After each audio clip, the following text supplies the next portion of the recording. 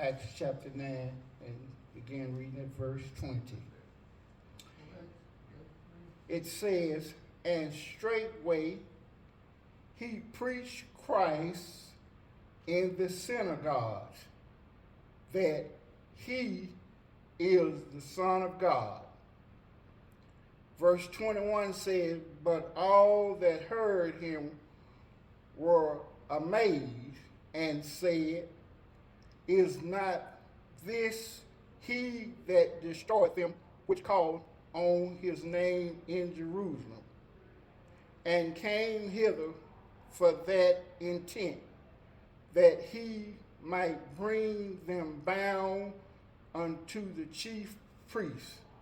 Verse 22 says, "But Saul increased the more in strength, and confounded the Jews which dwell at Damascus, proving that this is very Christ." I read you from Acts chapter 9, verse 20 through 22. And we just want to speak to this question in verse 21 of Acts chapter 9. It says, "Is not this he that destroyed them which called on this name in Jerusalem, and came hither for that intent, that he might bring them bound unto the chief priests?" We just want to speak on that question today.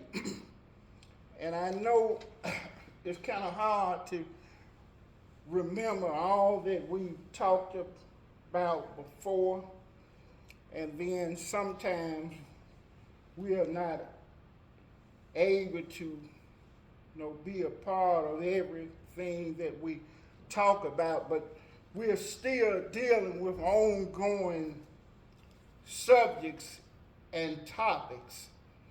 And just a background to help us just a little bit, this lesson today, we are talking about an individual that we see now as Paul. But if you recall, when we first started a discussion with this individual and determined that it was an individual that had been around for some time, and that he had been going about in this new Christian beginning, and he had been creating havoc. He had been causing problems with the new Christian movement in that first 100 years of Christianity. This same individual, he had been going around and he had been creating havoc, and one of the main things he did, just for a little history with this individual, in Acts chapter 9 and verse 1, it says, "And Saul, yet breathing out threatening and slaughter against the disciples of the Lord, went unto the high priest." Now, first of all, this is this same individual that this question is developing around. This same individual is now Paul. So then the question is, how did this man Saul, that was a threat to the early Christian church and an individual that had set out to completely destroy the disciples of Jesus Christ. And in verse 2 of chapter 9, he desired him a letter. And he was going to Damascus to the synagogue. And he was going there because if he found any believers, any of the people that had been converted to Christianity, if he would find any of them, he had desired a letter that if he found them, he was able to bring them back bound and put them in prison, simply because they had accepted Jesus Christ as their personal Lord and Savior, and he had been given the authority to do that. First of all, Saul was a powerful individual because he was going in the name of the person with all the authority, had given him the authority to go and to bring anyone that preached the name of Christ or taught the name of Christ or believed in Christ, that he would bring them back bound and just put them in prison. This man was Saul. So then, in Acts, the 9th chapter, and the 3rd verse, he says, and as he journeyed, in other words, he was on his way, and he was going to do what he had authority to do. But he was on his way. He was on his journey, and he began to head down to Damascus on the Damascus road. But, I'm going to put it this way. Saul had one intention. His intentions was one thing, but God had a different intention for him. In other words, he was going down to Damascus to destroy the Christians, but God had already decided that instead of allowing him to go down and destroy the Christians, he would soon become a defender. He would become a person that was speaking Christ and teaching Christ and a defender of Jesus Christ. So then, while he was on his way down the Damascus road, a light shined from heaven. Verse 4 says, and he fell to the earth and heard a voice saying unto him, Saul, Saul, why persecutest thou me? In other words, the Lord was letting him know that you are not on your way to persecute the Christians, but in fact, what you are doing, you're persecuting me.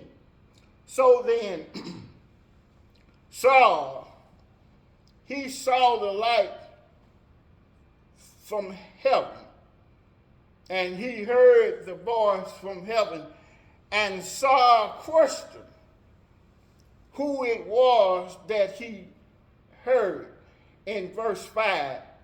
And Jesus says in verse 5, I am Jesus whom thou persecutest. He says, it is hard for thee to kick against the prick. And quite naturally, this experience was unusual.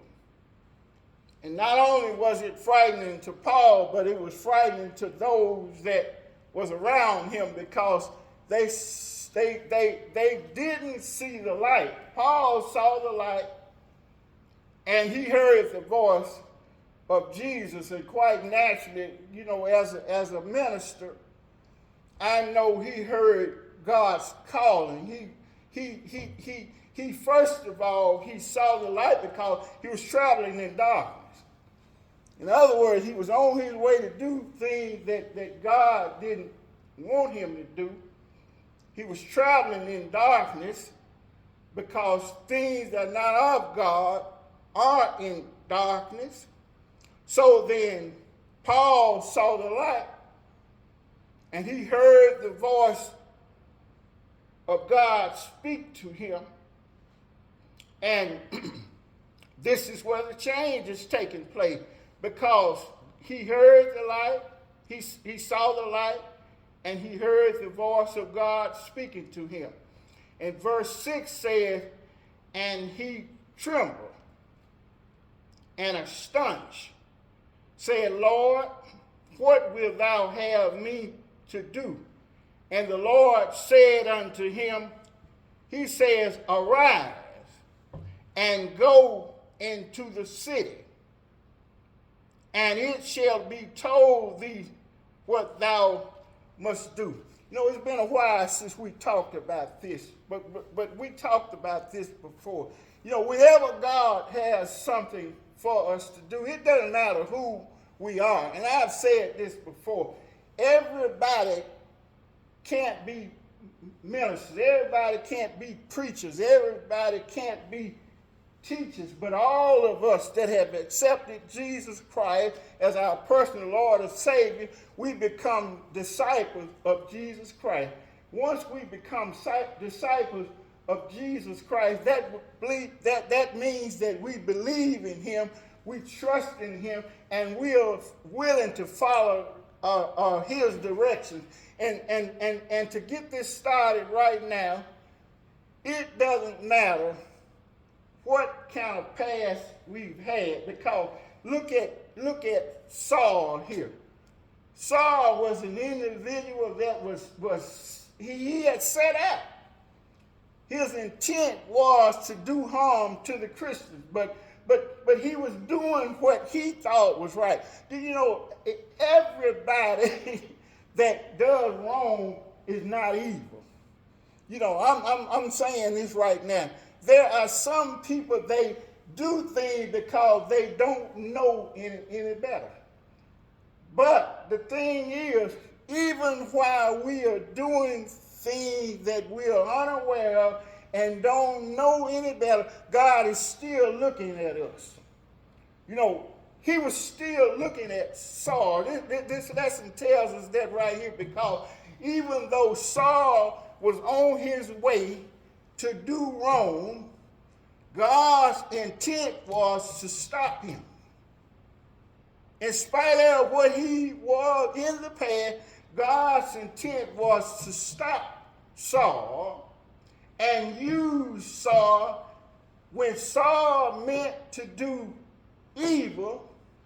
God's intent is that he do good. So then even in our lives, you know, we might be traveling in the wrong direction. We might not be clear on everything. We might be blinded sometimes and may not understand fully that what we are doing is the wrong thing.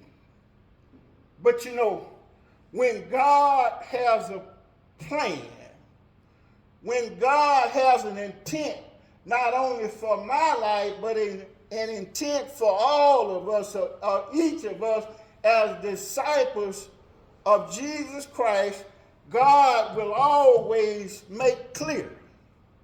I said this once before. You don't have to worry about whether or not we'll know what it is that we are supposed to do.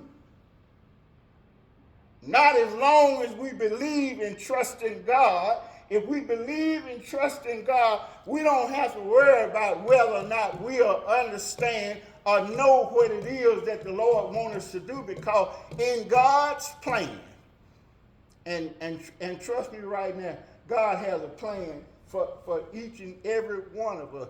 It may not be the same for each of us. You know, I know what God's plan have always been for me ever since I was 28 years old. I understood what God's plan was for me, but it was hard to accept because it meant so much in my life that I had to give up. I had to change, because sometimes it seems like you have one ideal in your life. You seem like sometimes you have one idea in your life. But the question is, does it always coincide with the idea that the Lord had for you in your life? And look at this. This shows us right here that Saul had one idea. He had one direction that he intended to travel, and that was straight down to Damascus. After he had already caused all of these other problems, he didn't just start here in Acts chapter 9 and these first few verses. He didn't just start here, but he had been a problem all the time. But now, in the fullness of time, because everybody, God used them in his own set time and in his own way. God will use each and every one of us. So I always said I have to speak to my own life. In my own life, my intents and the ideas that I had about what I wanted to do in my life, it all changed. And I'm not going to say that it will change as drastically with any of you as a disciple as it will as a person that have been called by God, because it's a drastic change that people don't fully understand. So this is what we're getting ready to see here in today's lesson, is that Saul, he was wreaking havoc. He was tearing up the church. So first of all, how could God use someone such as Paul that was so intent on destroying the church? How could God use that type of person? And you know, I'm going to say this right now. A lot of times, it's hard when people see someone leave their past behind. You know, sometimes people want, God will leave your past behind. He will accept you just as you are now, and not worry about what you were in the past. But then sometimes people, and I'm speaking a little bit ahead of myself because I've studied this and I've read this, but sometimes people will not accept the fact that you changed. They won't accept the fact that the light have shined from heaven and that light have opened up your eyes. And you are no longer blind anymore, but you can see clearly now. You understand the direction that God wants you to do, so you can leave those things behind. I don't ever know what people have to leave behind, but you know, I put it this way: none of us have been good all of our lives. You know, I want to say this. I think everybody make mistakes sometime in life, and I'm so glad that the Lord, He will forgive those mistakes, and He will give us an opportunity that we might do His will if we have a desire to. Something has to change, and something changed with Saul, because Saul he saw the light. He heard the voice of Jesus and explained to them that you are not here. And God explained to him that you're not hurting the Christian. You're not hurting my disciples, but in fact, you're trying to hurt me. God, He wouldn't stand for it. So he troubled Saul. And Saul became disturbed, and so did the individuals that were traveling with him as they were on the Damascus road, because Saul heard the voice and he saw the light. the people that was traveling with him, they heard the voice, but they saw no light. God did tell Saul what it is that he wanted him to do, because he asked the question. What will thou have me to do, in verse 6?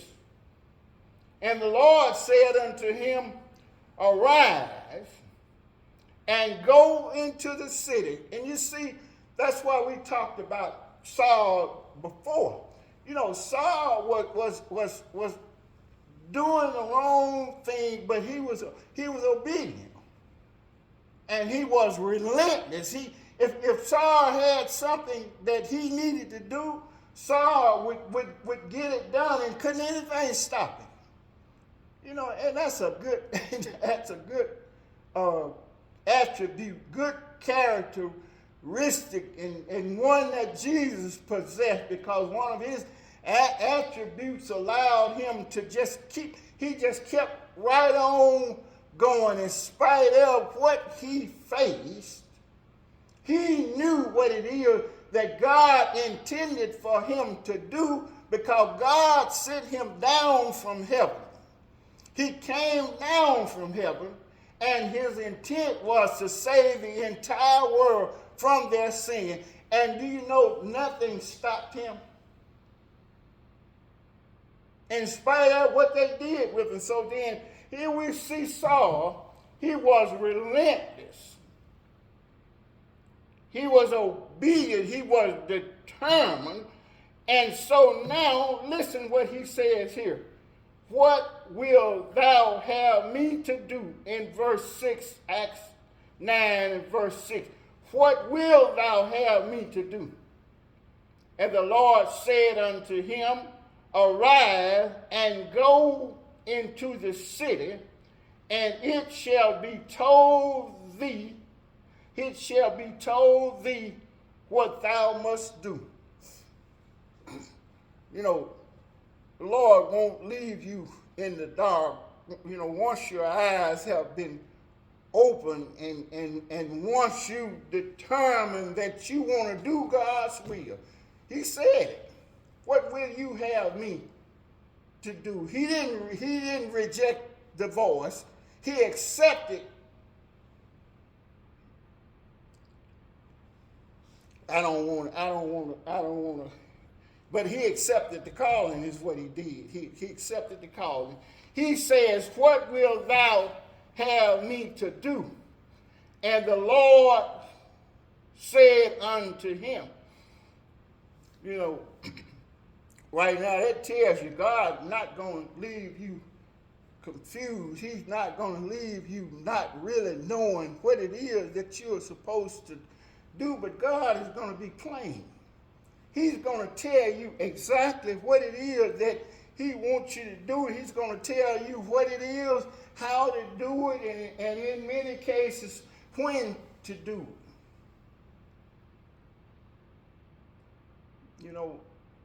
And he did this with Saul. He says in verse 6, arise and go into the city, and it shall be told thee there what thou must do. Verse 7 said, and the men which journeyed with him stood speechless.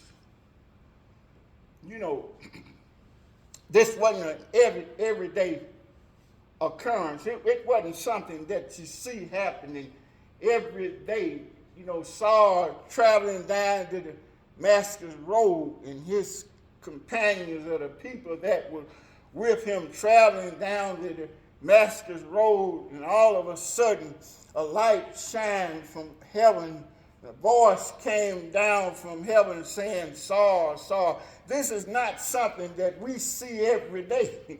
If we see that happen today, it's going to astonish us, because it's not an everyday occurrence. We're going to know that there's something special taking place, and God does do special things in our lives, but sometimes do we really recognize it?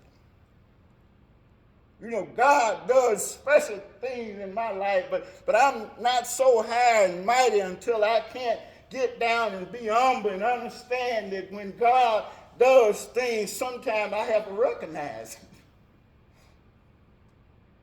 Sometimes we don't recognize when God is doing special things in our lives, and we don't recognize the fact that God uses certain people, and those certain people are meant to do God's will, and sometimes God will even use us if we are willing to accept the fact that God can use us. And don't be discouraged because God have decided to use us in the promotion of Christianity and the movement of the gospel.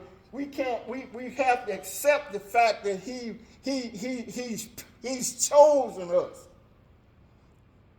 And in spite of what someone else might say, because you know sometimes people will they'll discourage you. You have to be careful because sometimes people will discourage you because it's hard to say, but sometimes people seem like they want to bring you down instead of lifting you up.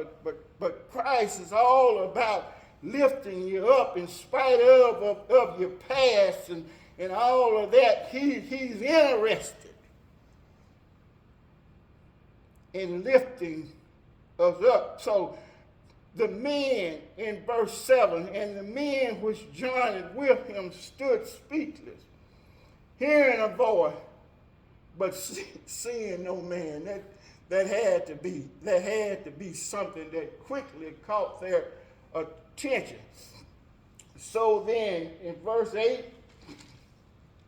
and Acts 9 and 8, and Saul arose from the earth. You know, it's more than likely he got down on his knees. He probably fell to the ground after hearing a voice. I can imagine, you know, having that experience like that. He probably fell to the ground and he got down on his knees and things just was different to him. But anyway, it says, and he rose, and when his eyes were open, he saw no man. In other words, this experience, and it's something that we spoke on a little bit, this experience, it apparently was concrete and abstract because apparently he physically lost his sight, but as you use it, you know, as an abstract, he come to the knowledge that he was blind. He wasn't traveling in the right direction, and he wasn't doing God's will. So that's why I say sometimes we are blinded. You know, don't know any better. Sometimes people are not evil. They are not this terrible individual, but sometimes they haven't found the right direction. They haven't, their eyes have not been opened. And I don't want to use a lot of time, but you remember the story of Adam and Eve in the Garden of Eden. You know, while they were in the Garden of Eden, you know, it's certain things the Lord didn't want them to know. You know, God just wanted them to be in the Garden of Eden, just happy, just enjoying life and being obedient to God and doing God's will and just taking care of the earth, taking care of the things that God had provided. He said, all you got to do is just get out there. You don't have to worry about tomorrow or what you're going to eat or what you're going to drink. You don't have to worry about shelter. There's things that they didn't have to worry about at all. You know, it was paradise. And all they had to do was just be out there and just enjoy it. But in order to do that, you have to do God's will. You have to be obedient to God. They didn't remain obedient to God, and their eyes were open, and they knew good and even. God says, how do you know that? Because I haven't told you. Don't think God doesn't know what we are doing. He said, didn't you eat of the tree in the midst of the garden? He said he knew they had done that, but Saul here, his eyes, when his eyes were open, he saw no man. So then physically, he opened his eyes, but he was blind. So there's a transformation taking place here. In the same verse 8, he says, but they led him by the hand and brought him into Damascus. So he made it to Damascus. That trip came to an end. He got where he was going. But the thing is, when he got to where he was going, he wasn't the same. Things had happened to him as he was on his way. Verse 9 said, and he was 3 days without sight. He was physically blind, and neither did he eat nor drink.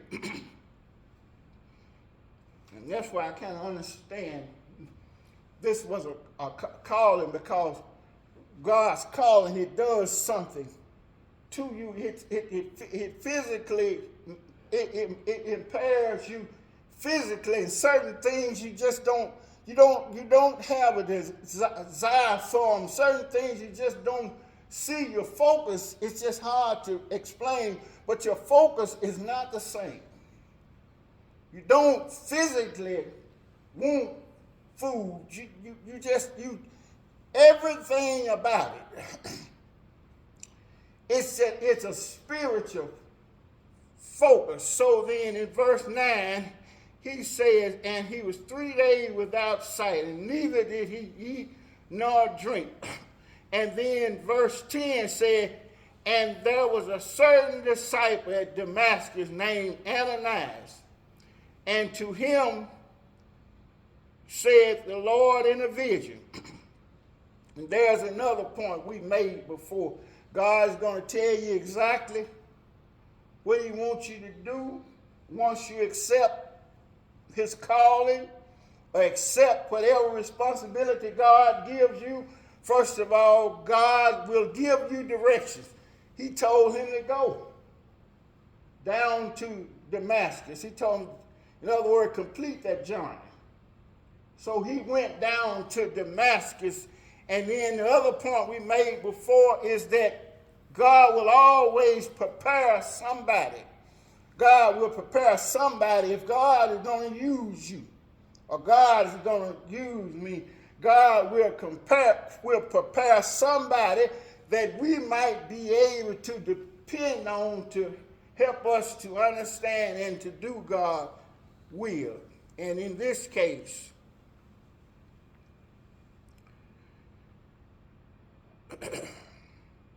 verse 10 says, and there was a certain disciple at Damascus named Ananias, and to him said the Lord in a vision, Ananias, and he said, behold, here I am, Lord.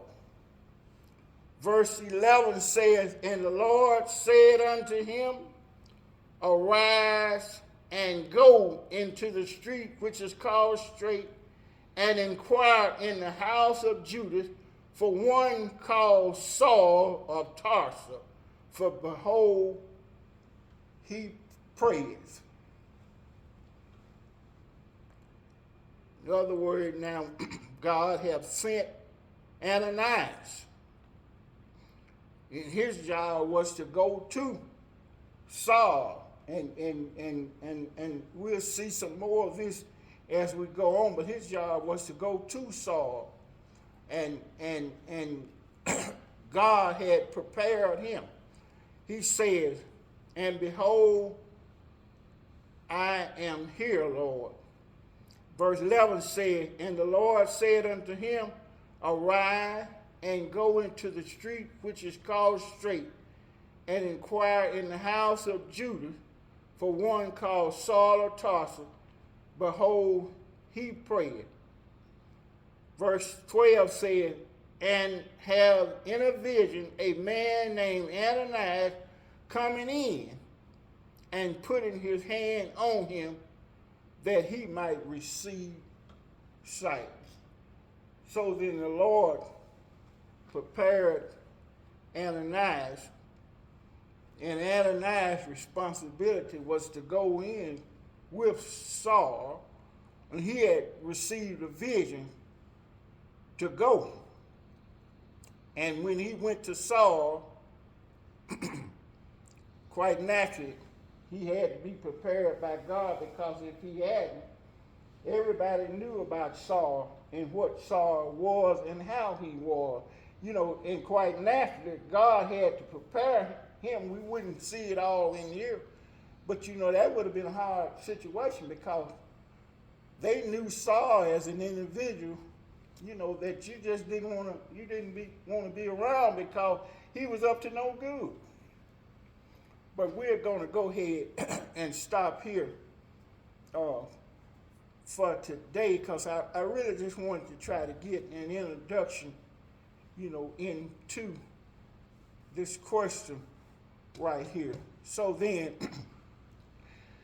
Paul